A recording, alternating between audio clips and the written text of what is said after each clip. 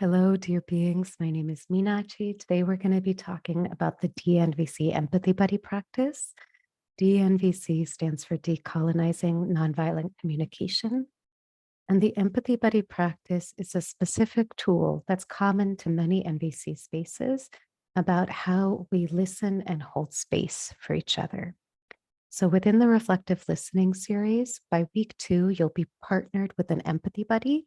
So this is a person with whom you'll have calls every other week to both practice sharing and also to practice listening.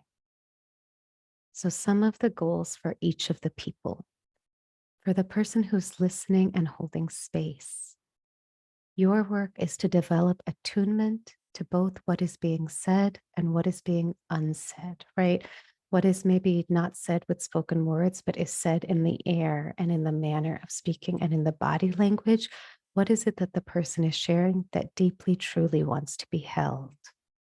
2, to bring creativity and variety to how you listen, to play with your listening styles, to mix and match your outfits, stripes and polka dots, to really develop a toolkit of different listening tools that you want to work with so that you can bring any of them in when the time feels right. And number 3, to really begin listening to your gut and to trust that your presence is enough. Oftentimes when people are sharing deep things, we can begin to feel a little panicked and start thinking about what is it that I need to say? What is it that they want to hear? Oftentimes people, when they're in deep need, don't need anything more than a solid, gentle container to share what is true for them. And for us as space holders and listeners, a lot of times the work is getting out of our own way.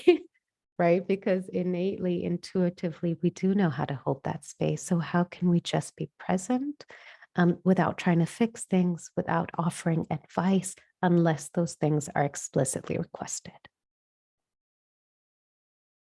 For the person who's receiving listening, you got some work ahead of you too. The 2 things on the table are A, to develop an understanding of what is it truly that makes you feel heard.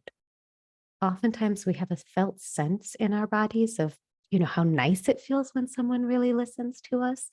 And I think many of us have certain friends, right, that we can put on speed dial. This person will make me feel really good if I share this story. But the question is, do we know specifically what it is that good listeners do that really, really helps our body relax and our nervous system calm down? Because as we develop that awareness, then we can ask people specifically, hey, is this something that you're able to do? It's really helpful for me if when I share a piece of feedback with you, can we just take a breath before continuing the conversation?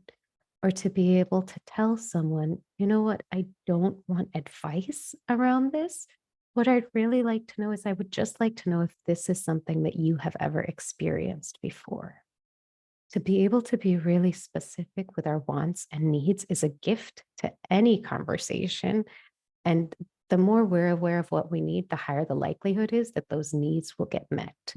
So again, for the person listening, your work is to develop self-understanding and self-awareness of what type of listening feels good for you. And then lastly, for both folks, the work is to develop an ongoing practice of assessing and communicating your capacity, really tracking of like, oh, this is how much bandwidth I have. This is what I can offer. This is what I need. And then in the real world, we can often feel stuck and afraid to set those boundaries because the stakes feel really high. And not that the stakes necessarily feel low in the reflective listening class, but because it is a practice space, there's a little bit more ease structured in the activities to be able practicing interrupting someone, to be able to begin practice naming your capacity and setting healthy boundaries for what you can hold.